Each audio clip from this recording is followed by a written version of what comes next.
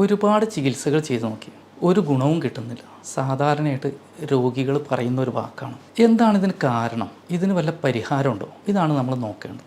ഇതിന് പരിഹാരം എന്ന് പറയുന്നതിന് മുമ്പ് സാധാരണ എന്തുതരം അസുഖങ്ങളാണ് കൂടുതൽ ആളുകളെ ബുദ്ധിമുട്ടിക്കുന്നത്? തലവേദന, നെഞ്ചുവേദന, ശ്വാസതടസ്സം, വയറുവേദന, ക്ഷീണം, ഉറക്കമില്ലായ്മ, ഉറക്കം തൂങ്ങൽ, ഇങ്ങനെ വ്യത്യസ്തമായ രീതിയിൽ അസുഖങ്ങൾ രോഗികളെ ബുദ്ധിമുട്ടിക്കാറുണ്ട്.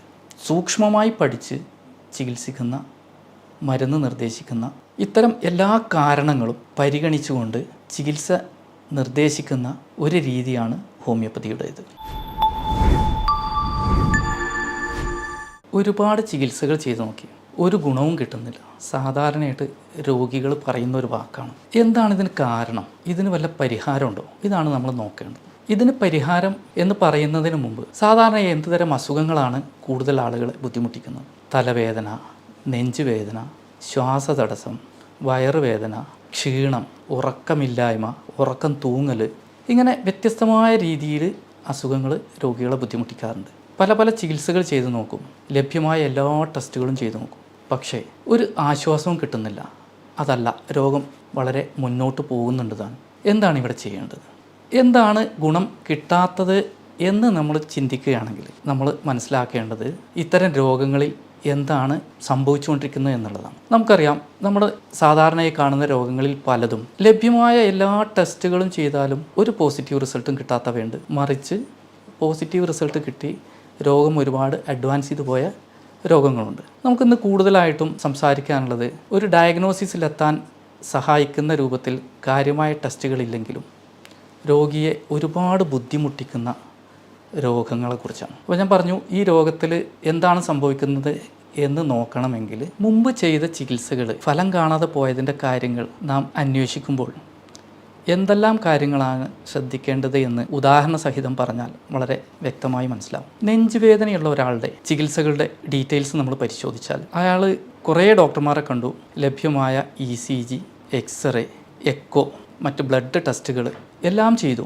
പക്ഷെ അതിലൊന്നും രോഗം നിർണ്ണയിക്കാൻ തക്ക അനുകൂല റിപ്പോർട്ടുകളൊന്നും കാണുന്നില്ല. എന്നിട്ടും അയാൾ ബുദ്ധിമുട്ട് അനുഭവിക്കുകയാണ്. അങ്ങനെ വരുമ്പോൾ ഏത് സാഹചര്യത്തിലാണ് അയാൾക്ക് ഈ നെഞ്ചുവേദന തുടങ്ങിയത്? എപ്പോഴാണിത് കൂടുന്നത്? എന്ത് ചെയ്യുമ്പോഴാണിത് ആശ്വാസം കിട്ടുന്നത്? ഇതൊക്കെ സൂക്ഷ്മമായി പരിശോധിക്കേണ്ടതുണ്ട്. ഒരു മാനസിക സമ്മർദ്ദം വന്നു, അതല്ലെങ്കിൽ പെട്ടെന്ന് അയാൾക്കൊരു ഷോക്ക് ഉണ്ടായി, അതുമല്ലെങ്കിൽ പെട്ടെന്ന് അയാൾക്കൊരു നഷ്ടം ഉണ്ടായി, അതല്ലെങ്കിൽ വേണ്ടപ്പെട്ട ഒരാൾ സുഖമില്ലാതെ കിടക്കുന്ന വിവരം അയാൾ അറിഞ്ഞു, അതല്ലെങ്കിൽ പെട്ടെന്ന് അയാൾ ഒരു വെയിറ്റൊക്കെ എടുത്ത് ശരീരം ഒന്ന് ഇളകി. ഇങ്ങനെ ഏത് സാഹചര്യത്തിലാണ് ഇത് വന്നതെന്ന് നോക്കുക. ഇത്തരം കേസുകൾ സാധാരണ കാണുന്നത് നമ്മൾ സാധാരണ പ്രതീക്ഷിക്കുന്ന പോലെ ശരീരം ഒന്ന് ഇളകിയാലോ കൂടുതലൊന്ന് പണിയെടുത്താലോ അയാളുടെ വേദന കൂടുന്നതായിട്ട് കാണുന്നില്ല. പക്ഷേ എന്നാൽ വിശ്രമിച്ച സമയത്ത് കുറയുന്നതായിട്ടും കാണില്ല. ഇങ്ങനെയൊക്കെയാണെങ്കിലും അയാൾക്ക് ഇഷ്ടപ്പെട്ട ആളുകളുടെ സാമീപ്യം, അതല്ലെങ്കിൽ ഇഷ്ടപ്പെട്ട കാര്യങ്ങൾ അയാൾ ചെയ്യുക, ഈ സന്ദർഭത്തിലൊക്കെ ഈ വേദന കുറയുന്നുണ്ടെന്ന് വിചാരിക്കുക. അപ്പോൾ അത് വളരെ പ്രധാനപ്പെട്ട ഒരു കാര്യമാണ്. ഇതൊന്നും പരിഗണിക്കാതെ മുന്നിൽ വന്ന രോഗിക്ക് കുറേ ടെസ്റ്റുകൾ എഴുതുന്നു, അല്ലെങ്കിൽ ഉടനെ തന്നെ മരുന്ന് നിശ്ചയിക്കുകയോ ചെയ്യുന്നതിന് പകരം ഏത് സാഹചര്യത്തിലാണ് ഇയാൾ രോഗിയായത് എന്നും അതിൻ്റെ വിശദവിവരങ്ങളും പരിശോധിക്കുമ്പോഴാണ് വ്യക്തമായ ചികിത്സ മുന്നോട്ട് പോകും. എന്നാൽ ഇവിടെ സംഭവിക്കുന്നത് എന്താണ്? ഒന്നുകിൽ ടെസ്റ്റ് എഴുതി കൊടുക്കുന്നു, അല്ലെങ്കിൽ മരുന്ന് നിശ്ചയിക്കുന്നു. പക്ഷെ കൊടുക്കുന്ന മരുന്നിൻ്റെ പ്രശ്നം എന്താണ്? അനുകൂലമായ റിസൾട്ടുകൾ കിട്ടിയ കേസിൽ കൊടുക്കുന്ന മരുന്നുകളായിരിക്കും മിക്കവാറും കൊടുക്കുന്നത്. അപ്പോൾ രോഗത്തിനാണോ ചികിത്സ? പിന്നെ രോഗം മാറിയിട്ടില്ല എന്ന് പറയുന്നതിൽ എന്താണ് കാര്യം? ഇത്തരം കാര്യം വളരെ സൂക്ഷ്മമായി ഹോമിയോപ്പതി പരിശോധിക്കുന്നുണ്ട്. മനുഷ്യ ശരീരത്തിൻ്റെ സങ്കീർണതയും ദൈനംദിന ജീവിതത്തിൽ അയാൾ നേരിടുന്ന പ്രശ്നങ്ങൾ, പ്രതിസന്ധികൾ, പ്രയാസങ്ങൾ, ദുഃഖം, സന്തോഷം, ഇതെല്ലാം അയാളെ ഒരു രോഗിയാക്കുന്നതിൽ സ്വാധീനിക്കപ്പെടുന്നുണ്ട് എന്നുള്ളത് പരമമായൊരു സത്യമാണ്. ഇതൊന്നും പരിഗണിക്കാതെ ചികിത്സ നിശ്ചയിക്കുക എന്നുള്ളത് യഥാർത്ഥത്തിൽ പരിഹാരം കിട്ടുന്നതാണോ, രോഗശാന്തി കിട്ടുന്നതാണോ? ഇല്ല എന്നുള്ളതായിരിക്കും ഉത്തരം. ഒരാൾക്ക് ഉറക്കം നഷ്ടപ്പെട്ടാൽ, ഭയം വന്നാൽ, സങ്കടം വന്നാൽ അയാൾ രോഗിയാകുന്നുണ്ടെങ്കിൽ ആ കാര്യങ്ങൾ തീർച്ചയായും പരിഗണിക്കപ്പെടുന്ന മരുന്നുകൾ നിലവിലുണ്ടോ? അങ്ങനെ ഒരു ചോദ്യം വരാം. തീർച്ചയായും ഹോമിയോപ്പതിയിലെ മരുന്നുകളിൽ വളരെ കൃത്യമായിട്ട് കാരണങ്ങളെ നിർവചിക്കുന്നുണ്ട്.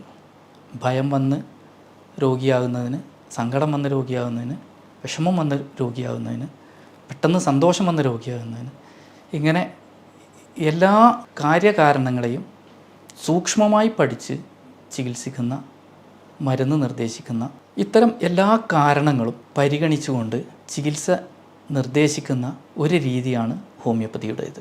രോഗിയായ ഒരു വ്യക്തിയുടെ ശാരീരിക മാനസിക അവസ്ഥകൾ രോഗലക്ഷണങ്ങളെ എങ്ങനെ സ്വാധീനിക്കുന്നു എന്ന് കൃത്യമായി നോക്കി അതിനനുസരിച്ചാണ് ഹോമിയോപ്പതി മരുന്ന് നിശ്ചയിക്കപ്പെടുന്നത്.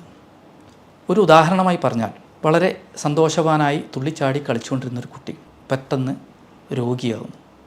ഒരു പക്ഷേ മഴ നനഞ്ഞതാവാം, തണുപ്പ് കൊണ്ടതാവാം, തണുത്ത ഭക്ഷണം കഴിച്ചതാവാം, അതല്ലെങ്കിൽ വീഴ്ചയോ, അതിനെന്ത് കാരണമാട്ടെ, അയാൾ രോഗിയാകുമ്പോൾ കൃത്യമായ കാരണങ്ങൾ ഓരോന്നിനും, മഴ നനഞ്ഞാൽ, വേർപ്പിൽ തലയിൽ വെള്ളമൊഴിച്ചാൽ, അതല്ലെങ്കിൽ തണുപ്പോടെ വന്ന് ചൂടുള്ള സ്ഥലത്തേക്ക് പ്രവേശിച്ചാൽ, തണുത്ത വെള്ളം കുടിച്ചാൽ, ഇതിനൊക്കെ വെവ്വേറെ കൃത്യമായി പറഞ്ഞ മരുന്നുകൾ ഹോമിയോപ്പതിയിലുണ്ട്. അതുകൊണ്ട് തന്നെ ആ കാരണങ്ങൾ കണ്ടെത്തി ചികിത്സിച്ചാൽ പരാജയ സാധ്യത വളരെ കുറവാണ്. പെട്ടെന്നുണ്ടാകുന്ന സങ്കടം, അതല്ലെങ്കിൽ ഇൻസൾട്ട്, അല്ലെങ്കിൽ ഇത്തരം ഇൻസൾട്ടുകളോടോ പ്രതികൂല സാഹചര്യങ്ങളോടോ പ്രതികരിക്കാൻ കഴിയാത്ത അവസ്ഥ വരിക, ഇങ്ങനെ വരുമ്പോഴും ഒരാൾ രോഗിയാവും. അപ്പോൾ നേരത്തെ പറഞ്ഞതുപോലെ തന്നെ ഇത്തരം കാര്യങ്ങളൊക്കെ മരുന്ന് നിശ്ചയിക്കുന്നതിൽ ഹോമിയോപ്പതി വളരെ സൂക്ഷ്മമായി പരിഗണിക്കുന്നുണ്ട്. മേൽ പറഞ്ഞ വിധം കൃത്യമായ മരുന്ന് കണ്ടെത്തി ആവശ്യമായ അളവിൽ ആ രോഗിക്ക് നൽകാൻ കഴിയുന്നിടത്താണ് ഒരു ഹോമിയോപ്പതി ഡോക്ടറുടെ വിജയവും രോഗിക്ക് സമാധാനം കിട്ടുന്നതിൻ്റെ അളവും. ഇത്രയും സമയം നമ്മൾ സംസാരിച്ചത് കൃത്യമായ രോഗനിർണയത്തിന് സഹായിക്കുന്ന പരിശോധനാ ഫലങ്ങൾ ഇല്ലാത്ത കേസുകളെക്കുറിച്ചായിരുന്നു. എന്നാൽ രോഗനിർണയം നടത്താൻ അനുകൂലമായ റിപ്പോർട്ടുകൾ ഉള്ള പാത്തോളജി രോഗം ഒരുപാട് മുന്നോട്ട് പോയതോ തുടക്കത്തിലോ ഉള്ള രോഗങ്ങൾക്കും ഇതുപോലെ ഓരോന്നിൻ്റെയും കാരണം നോക്കി ചികിത്സ നിശ്ചയിക്കാനുള്ള മരുന്നുകൾ ഹോമിയോപ്പതിയിലുണ്ട്. അവയെക്കുറിച്ച് നമുക്ക് പിന്നീടൊരു അവസരത്തിൽ സംസാരിക്കാം. അപ്പോൾ നമ്മൾ പറഞ്ഞു തുടങ്ങിയത് രോഗങ്ങൾക്ക് ചികിത്സിച്ചു ഗുണം കിട്ടിയില്ല എന്നുള്ളിടത്തു നിന്നാണ്. ഈ രീതിയിൽ എന്താണ് രോഗത്തിൽ ചികിത്സിക്കേണ്ടത്, എങ്ങനെയാണ് അവിടെ മരുന്ന് കൊടുക്കേണ്ടത് എന്നത് കൈകാര്യം ചെയ്യാൻ കഴിയുന്ന ഒരു യോഗ്യതയുള്ള ഒരു ഹോമിയോ ഡോക്ടറെ നിങ്ങൾ സമീപിച്ചാൽ നിങ്ങളുടെ രോഗം സുഖപ്പെടും എന്നുള്ളത് നിങ്ങൾക്ക് ബോധ്യപ്പെടുന്നതാണ്. നിങ്ങൾ ചെയ്യേണ്ടത് യോഗ്യതയുള്ള, കഴിവ് തെളിയിച്ച ആളുകളെ, ഡോക്ടർമാരെ സമീപിക്കുക എന്നുള്ളതാണ്. ഒരു ഹോമിയോപ്പതി ഡോക്ടർ എന്ന് പറയുന്നത് നിങ്ങളുടെ ഒരു ചികിത്സകൻ മാത്രമല്ല, നിങ്ങളുടെ ഒരു സുഹൃത്തും ഒരു വഴികാട്ടിയും കൂടിയാണ്. ഇനി മറ്റൊരവസരത്തിൽ മറ്റൊരു വിഷയവുമായി നമുക്ക് വീണ്ടും കാണാം. Thank you.